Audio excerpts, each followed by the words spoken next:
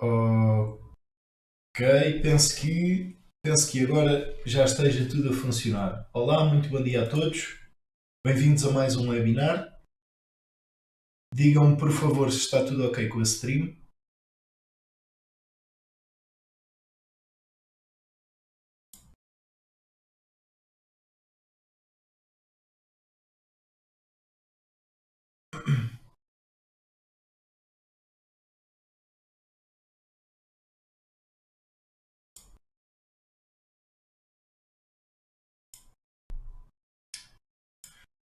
Tudo ok. Muito bem. Muito bom dia a todos. Então, hoje a análise de videojogos vai ser um bocadinho diferente por dois motivos. Primeiro, porque o tutor Pedro Nogueira não vai participar no webinar e normalmente aqueles de vocês que já viram webinars com este título anteriores sabem que normalmente é um webinar de duas pessoas ou três, já chegou a acontecer também com o tutor Diogo Cruz de fotografia. Mas este webinar vai ser a solo, portanto temos essa diferença neste específico. Depois, em vez de olharmos para dois jogos, vamos olhar apenas para um jogo, porque é um jogo extremamente interessante do ponto de vista do design, seja do game design geral, seja através do level design. Existe muita informação que podemos retirar deste jogo, que pode ser importante para a criação de melhores projetos no futuro, tanto da vossa parte como da minha também. E portanto vamos analisá-lo em conjunto, vamos olhar para as várias partes que compõem a jogabilidade e a construção de cenários, a renderização, a forma como eles utilizam a composição e a iluminação para puxar a atenção do jogador. Vamos olhar para todos esses pormenores. Qual é que é o jogo? Dizem vocês. É o Inside. Muitos de vocês já provavelmente jogaram o jogo, como eu já joguei, mas há sempre muita coisa que nos escapa quando jogamos o jogo com um ponto de vista de jogador apenas, quando experienciamos o jogo do ponto de vista do consumidor, do jogador. Do ponto de vista de quem está a aprender a fazer videojogos, existem muitas partes subtis da criação do jogo que nos passam completamente ao lado e que são importantes de analisarmos, e daí este webinar, para podermos fazer melhores escolhas também de design no futuro. Então, só uma contextualização breve.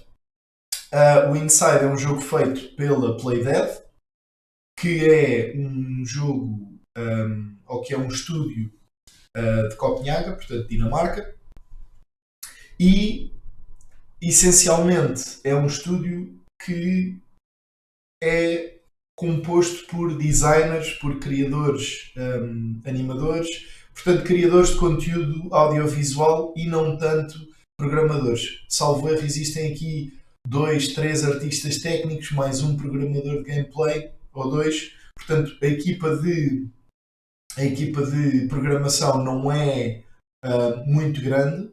Aquilo que o forte deles é realmente a parte da criação audiovisual. E por isso é que o jogo, em termos de design e em termos visuais, é muito apelativo, sendo extremamente simples. E isso vamos ver também. Deixem-me só então carregar aqui. Oi, spoiler alert. Ok, carregar a primeira parte do jogo. E a primeira coisa que nós vemos quando vocês iniciam o jogo pela primeira vez é exatamente. Deixem-me só ver se o som está com. Ok, está tudo com som. Perfeito. A primeira coisa que nós vemos quando iniciamos o jogo é exatamente este painel. Portanto, aquele painel com as definições, o retomar, etc., só aparece quando vocês já jogaram um bocadinho o jogo e fazem load do jogo novamente. Portanto, quando iniciam o jogo pela primeira vez, é este painel que vos aparece à frente. E vocês podem pensar que isto é apenas a introdução ao jogo, mas na verdade para além de o ser, também é um espaço de gameplay. Portanto, assim que vocês carregam nas teclas, reparam que o jogo começa instantaneamente no mesmo cenário onde vos apareceu o menu. Portanto, há aqui uma dupla utilização do espaço de introdução ao jogo. Não só é o title screen, como também faz parte do gameplay. Porquê é que isto é interessante? Porque vocês não precisam necessariamente de ter uma sim à parte, como aprendem a fazer na formação, para apresentar o title screen do jogo ou para apresentar as regras do jogo. É um erro que muitas das vezes é cometido pela utilização das técnicas muito antiquadas de game design, que é: eu vou criar aqui um menu, vou colocar um botão que me faz load de um ecrã onde tem as regras do jogo e como é que funciona o jogo, e depois o jogador carrega start, começa o jogo e já sabe muita coisa acerca do jogo. Isto é uma visão antiquada da criação de videojogos. Porquê?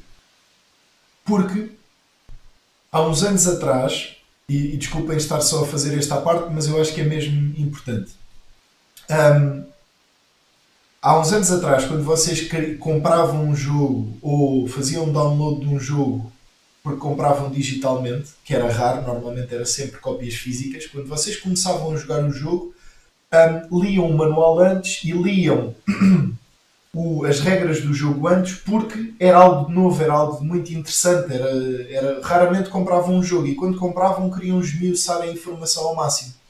Qual é a diferença? Hoje em dia saem, mais ou menos, pelo menos nas plataformas principais, como a Steam, saem essencialmente 33 jogos indie por dia. E o que é que isto significa? 33 jogos por dia. Significa que regras, já toda a gente mais ou menos conhece as regras do jogo, e se houver alguma coisa de novo no jogo, deve ser apresentada de uma forma interativa e de uma forma interessante. Porque se num mercado tão saturado e tão competitivo como é o mercado dos videojogos, vocês estiverem a utilizar técnicas do passado em que tudo era novo, não vai resultar, certo?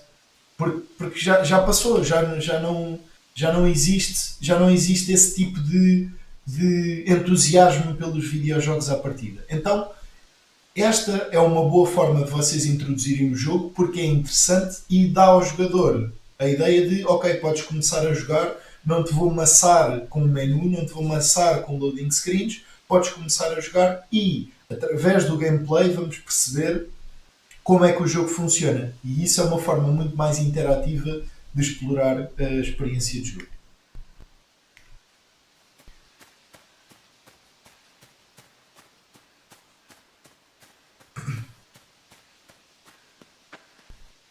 Portanto, em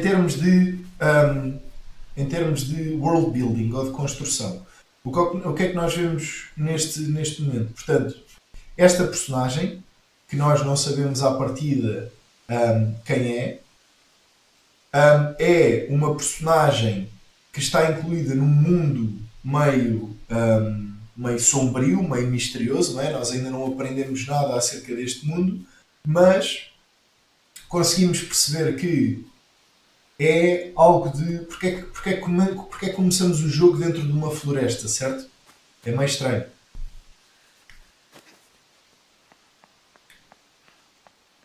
Passamos por zonas muito sombrias, com um fog muito grande, portanto, um grande nevoeiro.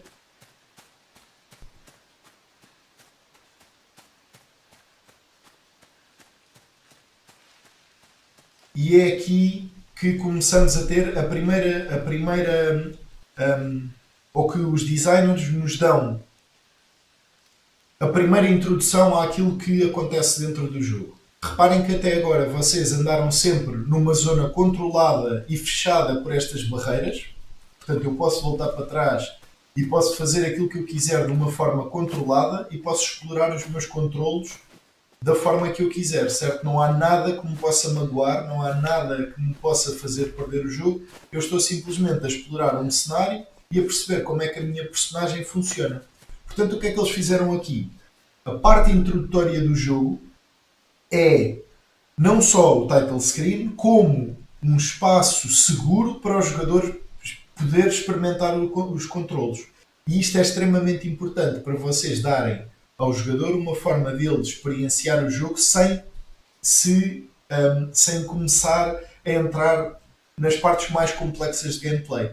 Neste momento eu sei mover a minha personagem, sei que posso saltar e sei pouco mais. Mas até agora estive seguro a fazer este tipo de interação com o cenário. Ok, a partir daqui vemos as barreiras que nos vão tirar da zona de conforto. Daí vermos também ali portanto, os barbed wires, como é que se dizem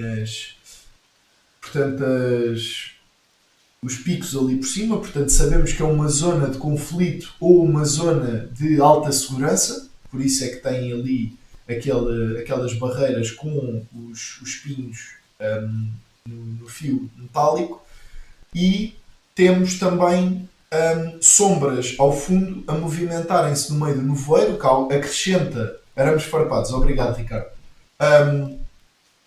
Temos sombras a andar no nevoeiro, portanto vemos que existem aqui alguns sinais de humanização, não é um cenário 100% natural, certo?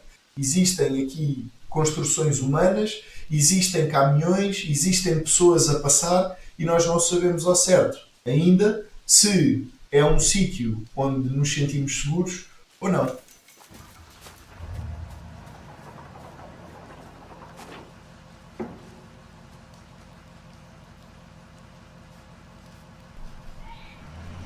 Algo que nós vemos é que a nossa personagem, no momento em que desce para a zona que nós dizemos de conflito, reparem que agachou-se instantaneamente. O que faz com que no nosso subconsciente nós pensemos, ok, isto é uma zona de perigo para a nossa personagem. Nós não podemos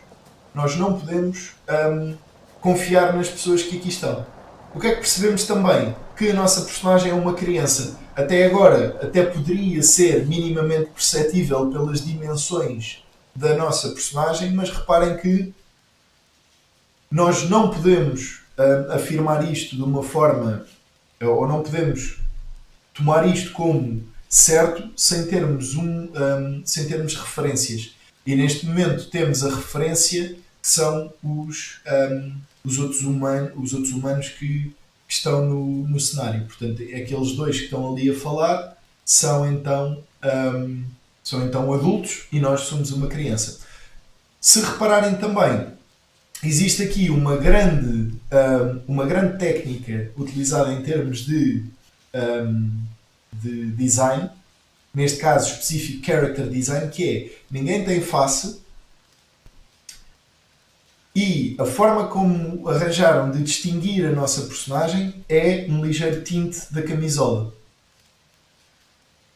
Ou seja, a nossa camisola é meio avermelhada, o que faz com que em qualquer posição do cenário em que estejamos consigamos perceber exatamente quem é a nossa personagem e onde está a nossa personagem. É muito subtil, mas é o suficiente para inconscientemente termos percepção do espaço e percepção de onde nos encontramos na história. Okay?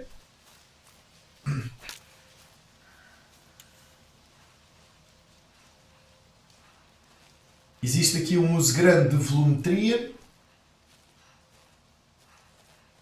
Ouvimos a respiração da nossa personagem, que está visivelmente preocupada com o facto de ser encontrada.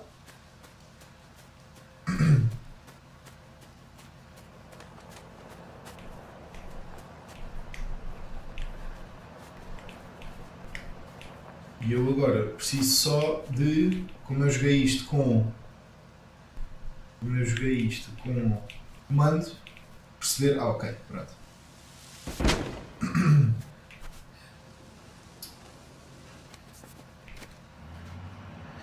Ok, portanto vemos que existem algumas pessoas a abandonar o local. Temos cães ali ao fundo e pessoas a proteger esta zona de transição. Portanto, passamos por uma espécie de uma estrada principal.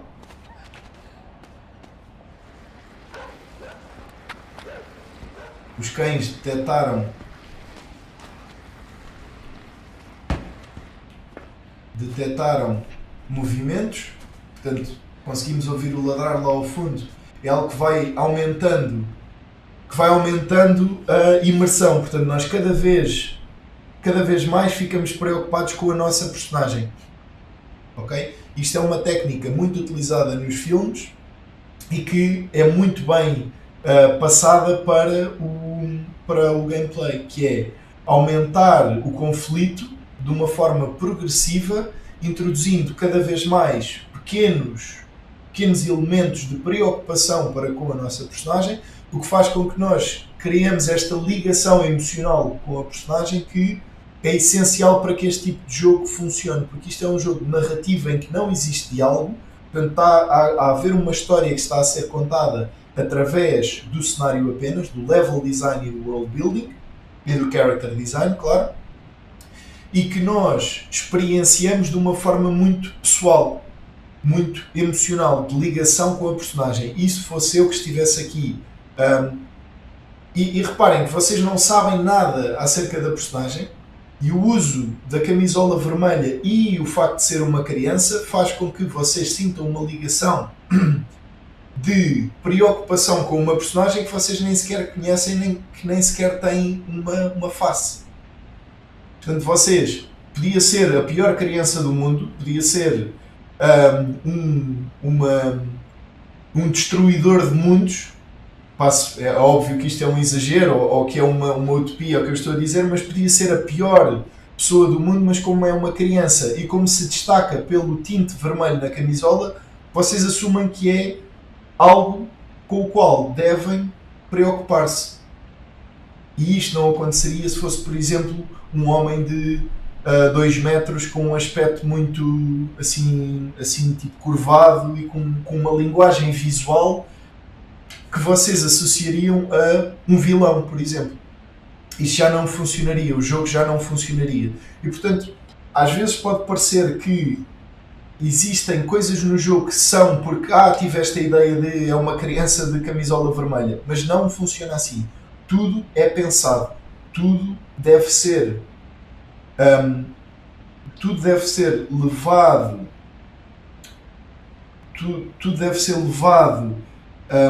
no design com preocupação de perceber porque é que eu estou a fazer isto e porque é que isto traz mais valias ao meu jogo. Não deve ser feito só porque é fixe ou só porque eu tive esta ideia num sonho e então vou aplicá-la. Não, porquê? Pensar a pormenor porque é que eu vou fazer, o que é que isso vai trazer de novo ao jogo ou de diferente ao jogo, como é que isto vai criar uma ligação emocional com o jogador.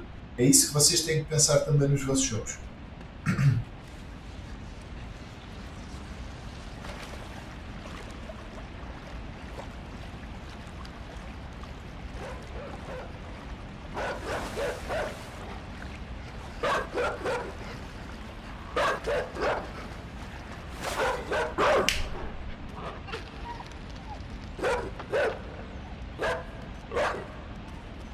E reparem que isto aconteceu, só fazer aqui mais uma pausa, eu prometo que agora vou começar a jogar um bocadinho mais seguido e parar só em alguns pontos. Reparem como esta questão dos cães ensina ao jogador que, reparem, é um cão negro, certo? Com coleira, o que significa a partir daqui aqueles homens que estavam a procurar-nos estão envolvidos com o cão e foram eles que enviaram o cão para nos perseguir, certo? Portanto, existe esta ligação do cão com o dono, que é o vilão desta história. O vilão, neste caso plural, e existiu aqui um sentimento de urgência em que existe alguma coisa à qual nós queremos chegar, ainda não sabemos o que é, e que vamos constantemente ser perseguidos por alguém que não quer que nós cheguemos ao objetivo. E reparem depois no level design incrível, a forma de contar a história de uma cidade que está destruída, provavelmente por um regime opressivo ou por uma civilização que destrói a natureza sem grande preocupação porque é bastante industrial. Portanto, nós já vamos tendo algumas indicações através do cenário de que existe aqui uma história relacionada com algo industrial, portanto um avanço desmedido da tecnologia, um, desmedido no sentido de não ser bem utilizada, de ser utilizada para fins se calhar não com boas intenções, porque é que haveriam de estar a perseguir uma criança que está a tentar entrar na cidade, certo? Existe aqui algumas coisas que nos fazem levantar interrogações acerca daquilo que está a acontecer.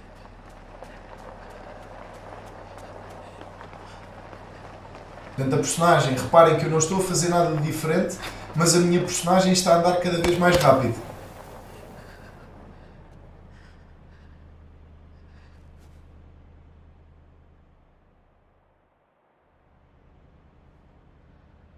E chegamos ao ponto em que percebemos que eles estão dispostos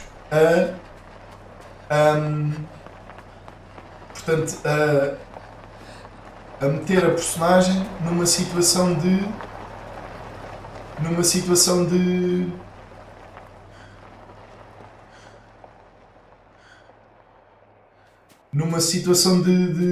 não necessariamente de prisão, mas de cativeiro, certo? Como se fosse um animal, portanto, abatê-lo com tranquilizantes para depois o capturar. Estamos neste nível de opressão à personagem, e isto, lá está, aumenta a ligação emocional que nós sentimos com a personagem.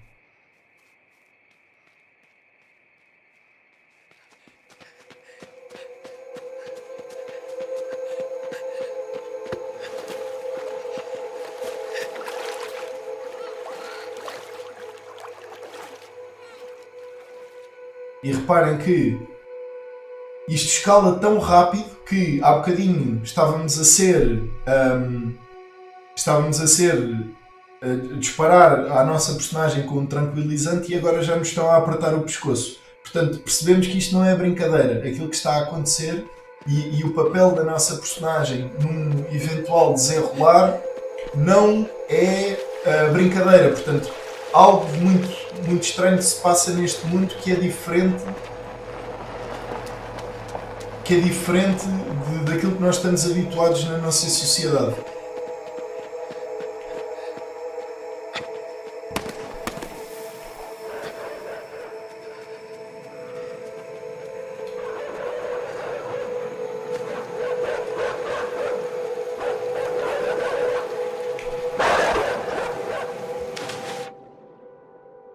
E depois esta transição incrível para o cenário aquático.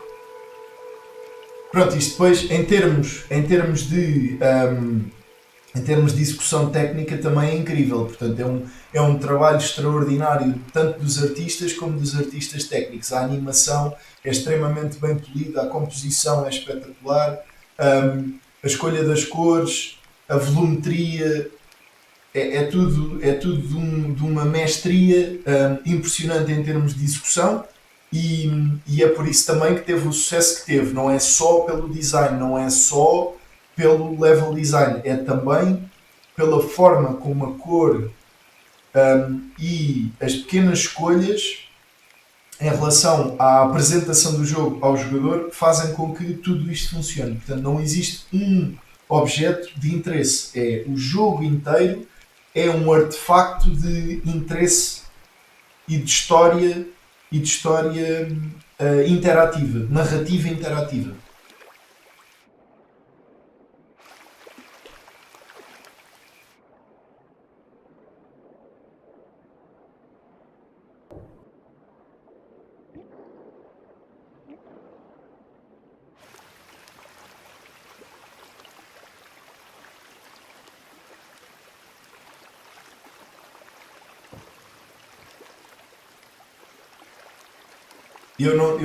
Eu acho que não disse, mas este jogo foi feito no Unity. Só um à parte. Portanto, é a prova que muitas vezes existe uma conotação negativa em relação a jogos 3D feitos no Unity. Normalmente é associado, mais no passado, hoje em dia já se percebe o Unity é um engine muito capaz para a criação de qualquer tipo de jogo. Mas pronto, havia um bocadinho essa conotação e hoje em dia já existem muitos estúdios a usar o Unity para criar experiências como é esta do Inside. Portanto, vocês veem os pequenos pormenores da lama a levantar quando pisamos as poças. Tudo isto são aqueles pequenos pormenores que podem ser, podem parecer que são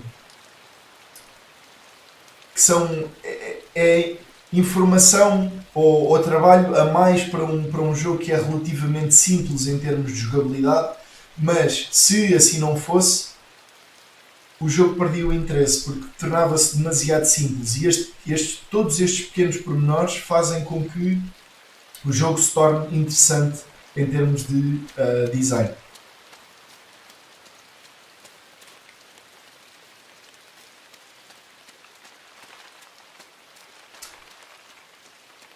Repararam também que assim que eu cheguei a esta zona de quinta, portanto isto é milho em princípio ou são umas crops, umas plantações que hão de ser algo do género, crescem nestas zonas muito úmidas e vemos então que é uma quinta, vimos porcos mortos à beira do lago onde saímos. E agora temos aqui uns pintainhos atrás de nós.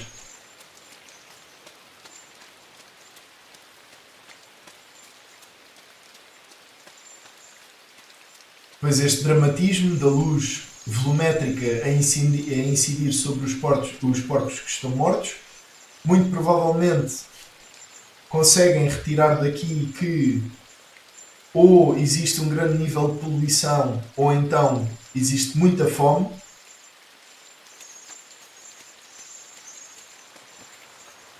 E reparem, deixem-me só, porque estas pequenas coisas eu quando estou a experienciar o jogo enquanto jogador também não noto perfeitamente. Mas reparem que assim que vocês se aproximam da corda, a personagem olha para a corda e isto é o suficiente para indicar ao jogador para onde é que deve seguir, certo? Portanto, não é preciso ser exagerado ao ponto em que eu fico aqui e a personagem fica a olhar para a corda o tempo todo, mas quando existe a aproximação, ele olha para cima e isso dá-nos a indicação que é para cima que temos que ir.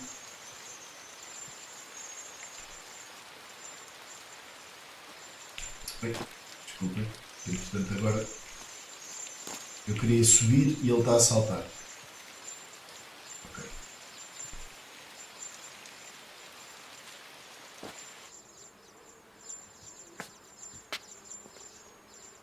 E depois estas transições muito bem feitas, muito bem pensadas.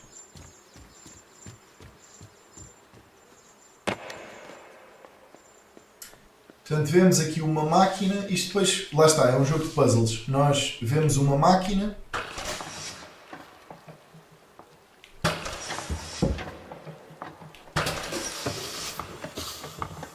com uma alavanca para começarmos ou puxar para começar a trabalhar, para o motor começar a trabalhar.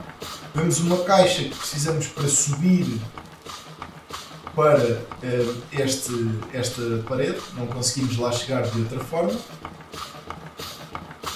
E vemos aqui uma pequena abertura em baixo e uma alavanca. Portanto, e vemos que quando puxamos a alavanca, ele puxa o ar que está em baixo e empurra ar por aquela ponta mais de cima. Ora, não querendo ser cruel, a única forma que nós temos de atirar alguma coisa para lá hão de ser estes pintainhos tão queridos que andam atrás de nós, não é? Portanto, e aqui está mais uma parte que acrescenta à imersão no jogo e a este ambiente meio utópico de um espaço que perdeu a humanidade, certo? nós somos forçados pelo jogo, o jogo força-nos a sermos um bocadinho cruéis no que toca à utilização dos recursos.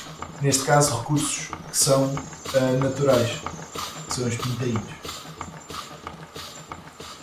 Portanto, esta narrativa, eles não morrem, sim, spoiler alert, mas esta narrativa é de facto interessante neste sentido em que o jogo força-nos a ter este tipo de pensamento.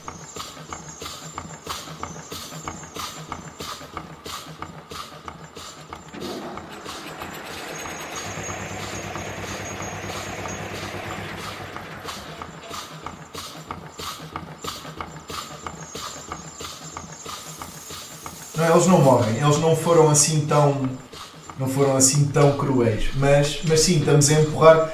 Reparem, se vos dissessem que alguém numa quinta tinha utilizado pintainhos para derrubar um fardo de palha e expeli-los por um tubo numa máquina de sugar, vocês ficavam horrorizados. Mas pronto, ao menos não morreram de facto.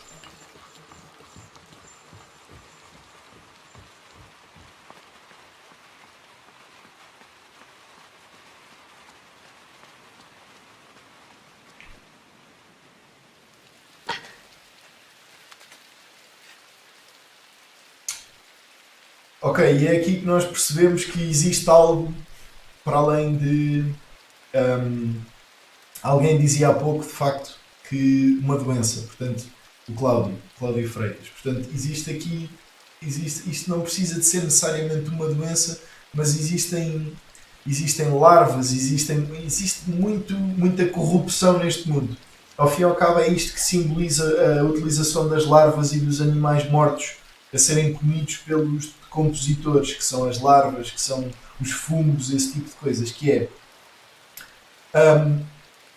existe muita corrupção neste mundo. Não é só nos animais e nem nesta questão de animais mortos por todo lado e haver falta de comida e falta de condições para o gado crescer de uma forma saudável e sustentável, mas existe uma corrupção inerente também aos humanos neste jogo, porque reparem, nós estamos numa quinta e não existe uma única alma viva, certo? Existiam os pintainhos, não existem humanos, existem animais mortos, existem animais que nós podemos utilizar para empurrar objetos e para o nosso próprio benefício. Não existe nada de bom até agora, certo?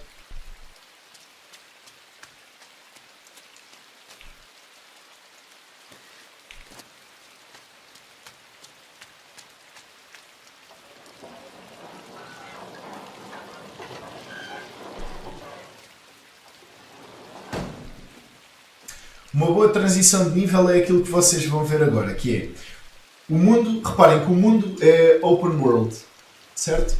O mundo é open world. Vocês, ao fim e ao cabo, se quiserem tentar voltar para trás, conseguem. Vão existir algumas barreiras, por exemplo, aqui, como fizeram um drop grande, uma queda grande, não vão conseguir voltar atrás para a quinta, certo? Mas, se quisessem, por exemplo, ou quando estavam dentro do sítio onde está a máquina, se quisessem andar tudo para trás, conseguiam até certo ponto e voltar a entrar dentro da água, etc. Portanto, existe aqui uma abertura grande do cenário. O que é que torna as transições interessantes neste tipo de jogo? Claro que depois vocês têm que introduzir as transições com base no tipo de jogo que estão a fazer. Como este é um jogo de narrativa e de mistério, o que é que eles optaram por fazer? E de uma forma muito, muito interessante. Reparem na composição desta fotografia. Nós temos o espaço onde estamos inseridos, percebemos que é uma quinta, uma zona industrial de agropecuária, algo desse género. Portanto, uma coisa mais rudimentar. E vocês têm uma parede de madeira, que é intransponível se não utilizarem aqui este carrinho onde tem os porcos. E tem uma luz a indicar que ali há alguma coisa. Portanto, nós subconscientemente vemos que se a luz está a apontar para aquele espaço, existe ali alguma coisa. Isso e o facto do jogo ser side-scroll e só podermos andar para a direita.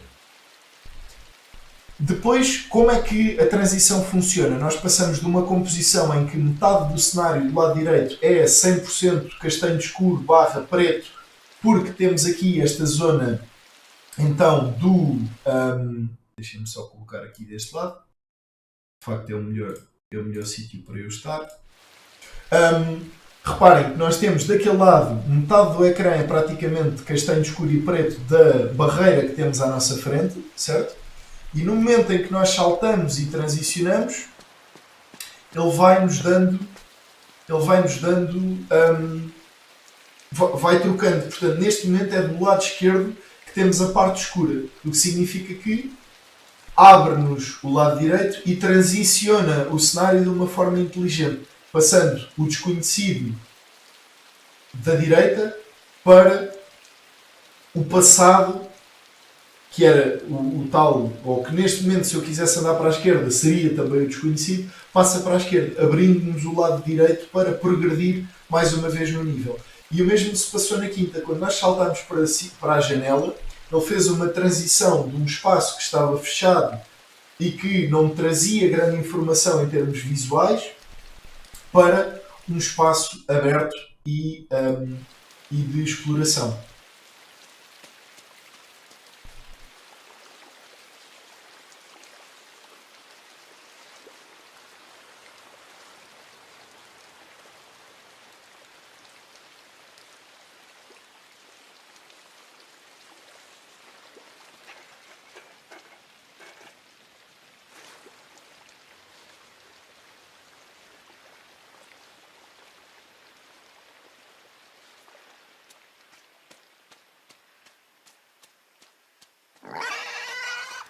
Até me assustei, já não me lembrava desta parte. Portanto, aparece-nos um porco. Aparece-nos um porco. Um porco que não está bem morto, não é? E que se assusta com a nossa presença.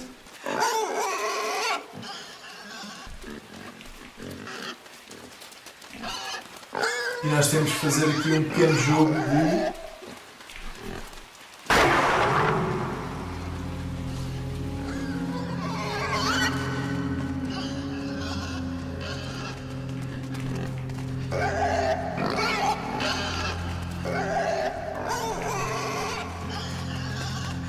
uma pequena dança com o porco.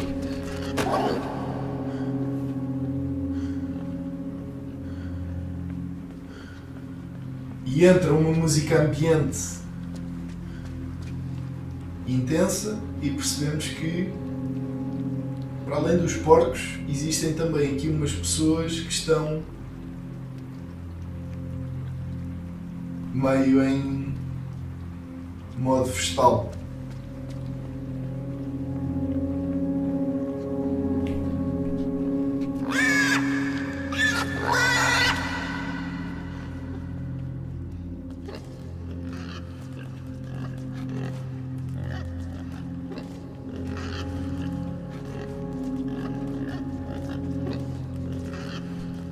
Depois reparem que a introdução deste elemento do cenário, que é este engenho que desce do teto com um cabo e que tem esta emissividade, não é? Este amarelo que se destaca perante o escuro do cenário. Portanto, nós neste momento temos a nossa personagem com a camisola avermelhada, portanto lá está aquela distinção do cenário por parte da nossa personagem, e depois temos mais um elemento distinto e percebemos, assim que nos colocamos lá, que existe uma ligação entre a personagem e os outros humanos que aqui estão.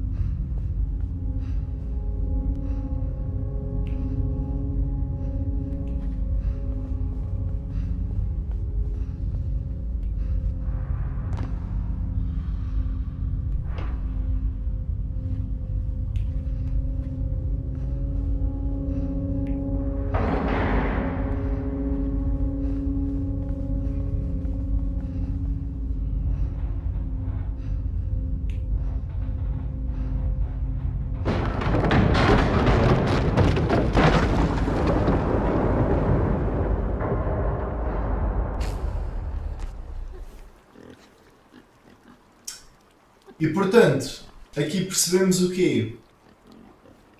E isto, lá está, isto é a parte do world building que nós tanto falamos nos webinars, que é com um simples puzzle, o que é que nós percebemos? Primeiro de tudo, que conseguimos controlar esses outros humanos e há depois um significado mais profundo nisto, que é existem pessoas neste mundo que criaram uma tecnologia que permite controlar outras pessoas. É este o sentido profundo da questão que nós, se calhar, não nos apercebemos durante a jogabilidade inicial, que é de género, porreiro, eu consigo controlar outras pessoas e consigo utilizá-las para me ajudarem a progredir. Mas aqui o problema não é esse, é exatamente a questão dos pintos. Eu estou a aproveitar-me, não é a aproveitar-me, é o jogo força-me a utilizar a corrupção que existe neste mundo para eu conseguir chegar ao meu objetivo. Assumindo que são humanos, não. Portanto, são humanos. Neste momento podem não ser. Podem ser zombies, podem ser o que quer que seja. Mas outrora já foram humanos. Existe aqui uma humanidade nas personagens, certo? Portanto, existe este sentimento de algo não devia estar a acontecer e está em relação a neste universo, certo?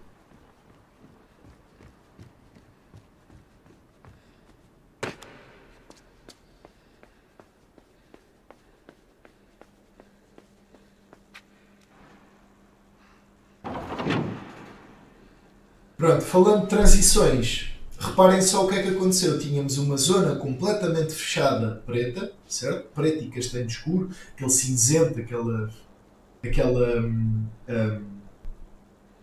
escuridão toda, e abrimos a garagem, entra-nos a luz toda para a cara da nossa personagem, portanto percebemos que é aí, para aí que temos que ir.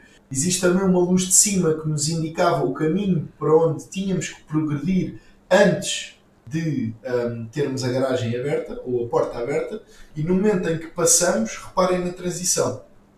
Portanto, vai bloquear o nosso lado esquerdo todo, criando esta zona escura do lado esquerdo e abrindo um espaço de progressão para a direita.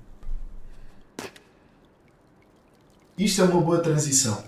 Portanto, existe uma compreensão do que é o sentido do jogo, existe uma exploração das mecânicas do jogo ou da forma como o jogo progride da esquerda para a direita e é transmitido da melhor forma possível. Portanto, bloqueando espaços à esquerda, desbloqueando espaços à direita, tanto através de cor como através de barreiras intransponíveis. Neste caso eu não consigo voltar para cima.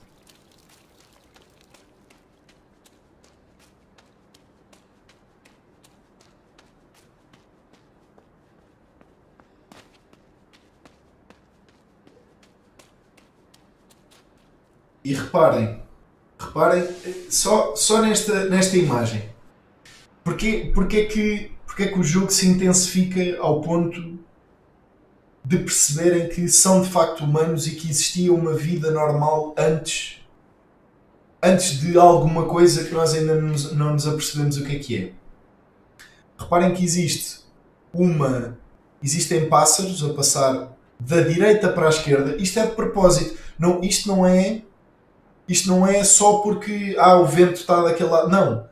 Os pássaros estão no sítio para onde nós vamos e estão a andar para o sítio de onde nós viemos, que é o sítio mais humano, em que não existem praticamente humanos nenhuns. Ficaram apenas uns fazendeiros que foram aqueles que nós controlamos. Que, se vocês repararem, eles tinham portanto, tinham botas e tinham umas jardineiras. Portanto, aquela é a zona mais humana e nós vamos entrar agora para a zona mais industrial, para a zona já corrompida, já cheia de quem controla os humanos, de quem cria a tecnologia que pode controlar os humanos, certo? Os pássaros andam do sítio industrial para o sítio onde é a quinta. Não existe, isto não é por acaso, ok? Pensem neste tipo de pormenores como sendo algo que deve ser explorado também por vocês. Este tipo de pormenores trazem uma imersão muito, muito grande.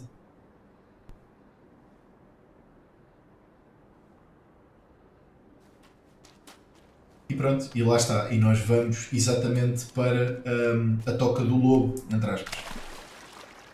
Portanto, existe aqui uma fila indiana para entrar num certo espaço, as pessoas estão curvadas, estão depressivas ou opressivas, portanto existe aqui um ambiente que não é de facto bom para a essência humana, para a parte natural do que é ser humano.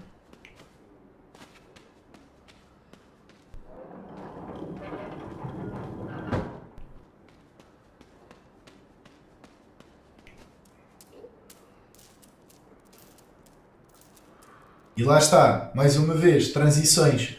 A parte de cima, tudo preto, bloqueado, não sabem o que é que lá está, certo? Não existe informação. No momento em que passam para cima, ele transiciona e abre-vos um novo espaço para ir. E normalmente eles utilizam muito esta questão da luz exatamente para esse efeito.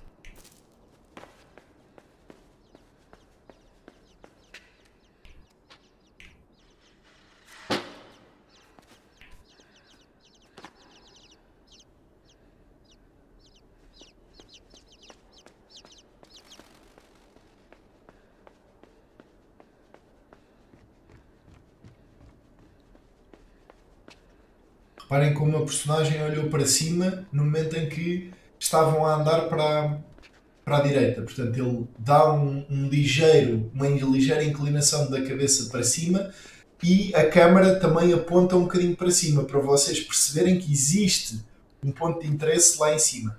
Ok? Existe uma necessidade de lá chegarmos. A própria animação da personagem indica-nos para onde é que nós devemos seguir.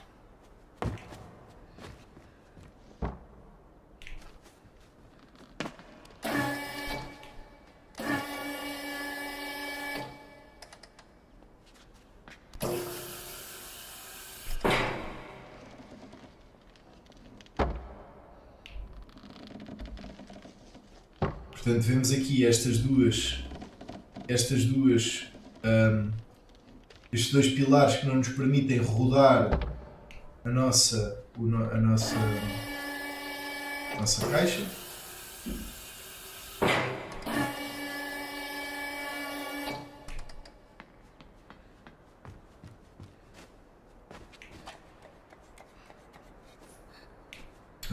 Desculpem, eu e os controles do teclado.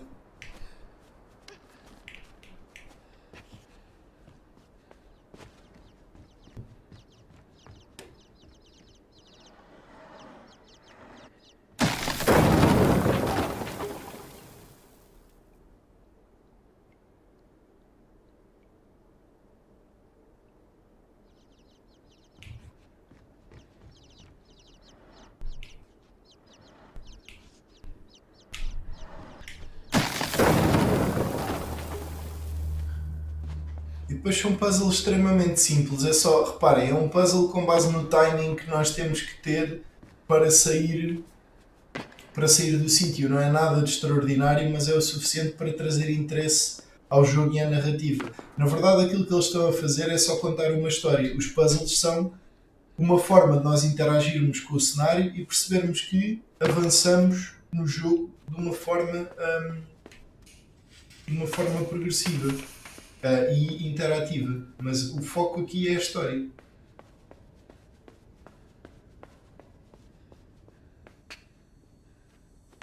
Reparem também na forma como acontece a transição de cores e de som, que é um espaço mais aberto, tem um reverb maior. Aqui faz uma compressão grande do som, não conseguimos ouvir grande coisa no espaço fechado, assim que passamos conseguimos ouvir este barulho de fundo.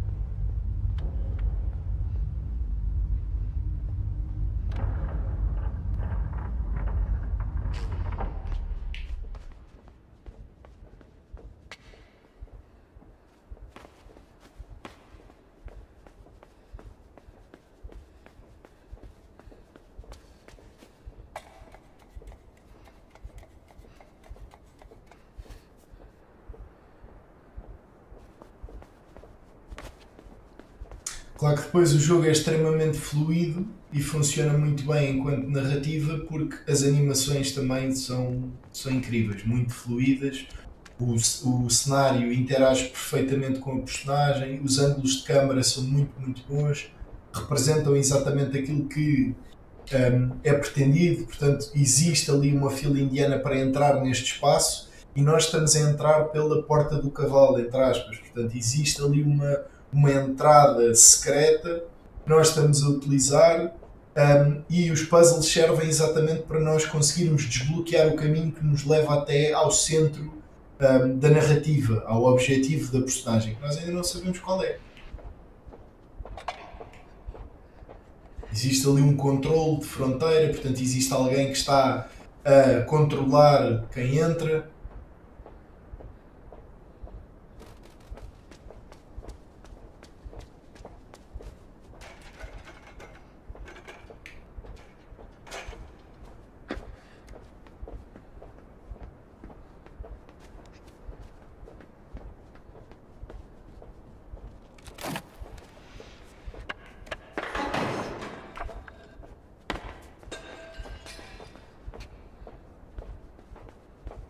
Estes pequenos pormenores dos vasos a cair são importantíssimos. Portanto, insiram pequenos pormenores nos vossos jogos, coisas muito pequenas, mas que tragam interesse à narrativa, que tragam interesse ao jogo. Coisas pequenas não precisam de ser muito complicadas, não precisam de ser coisas de uma complexidade enorme em termos de implementação, coisas pequenas, mas que tragam o tal efeito de este mundo está vivo. Ok?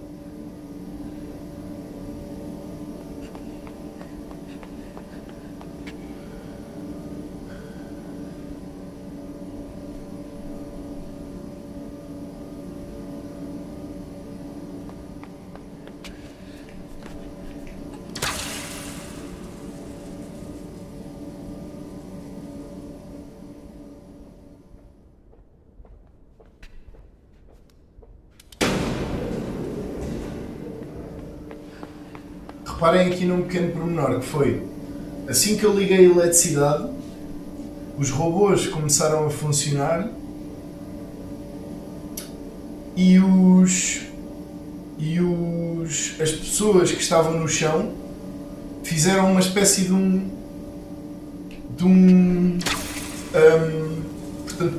tiveram um espasmo, certo? O que significa que este pequeno pormenor de ligar a eletricidade e isso fazer com que eles tenham um espasmo era desnecessário em termos de implementação. Para que o jogo funcionasse era desnecessário, mas cria imersão, cria ligação emocional da personagem com o cenário, ou do jogador com o cenário e com as dificuldades pelas quais a nossa personagem está a passar, certo?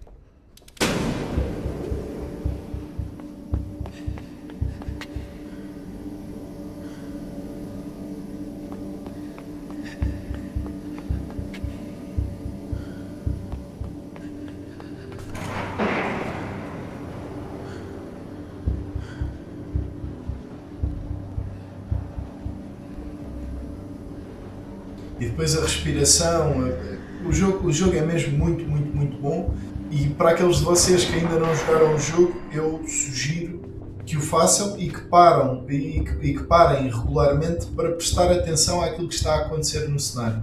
Estes pequenos pormenores da gaivota que para aqui nesta tábua, pode parecer também que é só para trazer vida, e de facto é, e estes pequenos pormenores, mesmo que seja só para trazer vida ao jogo, são interessantes.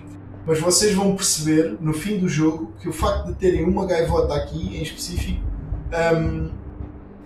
não necessariamente aqui, mas existirem gaivotas neste cenário tão destruído e tão alto e que sem propriamente um mar à vista, certo? Não vos parece uma zona marítima, existe aqui uma razão para isto ser como é, ok? Existem aqui pormenores, existe um cuidado muito grande na criação de um jogo que é uma obra de arte e que nem sempre é apreciado por todos os pormenores que tem, porque nós estamos imergidos a jogar também, certo? Portanto, parem um bocadinho, prestem atenção, joguem o jogo, porque o jogo é muito, muito, muito bom. Ok? E vamos ficar por aqui, por este webinar. O Ricardo Nascimento recomenda jogar o Limbo e depois o Inside, só mesmo para apreciar a evolução entre os jogos. Não precisam de o fazer no sentido da narrativa, ou seja, podem jogar o Inside primeiro, depois o Limbo, e apreciar de facto a evolução entre os dois videojogos. Aquilo que de facto podem ter razão em relação a essa transição é que o Inside é um jogo com uma mestria visual diferente, porque já tinham recursos humanos diferentes para fazer o Inside, que foi depois. Existe uma mestria maior na criação do jogo em termos técnicos que não existiu no Limbo, por falta de recursos, porque era um estúdio mais pequeno, ainda não tinha o nome, etc. E por isso, se jogarem o Inside primeiro, o Limbo vai-vos parecer um bocadinho menos interessante em termos visuais. De qualquer das maneiras, em termos de narrativa, não existe qualquer ligação e podem jogar um primeiro e depois o outro. Mas, de facto, concordo que vai ser um bocadinho mais difícil jogar o Limbo depois de jogarem o Inside, porque o Inside visualmente é um jogo lindíssimo.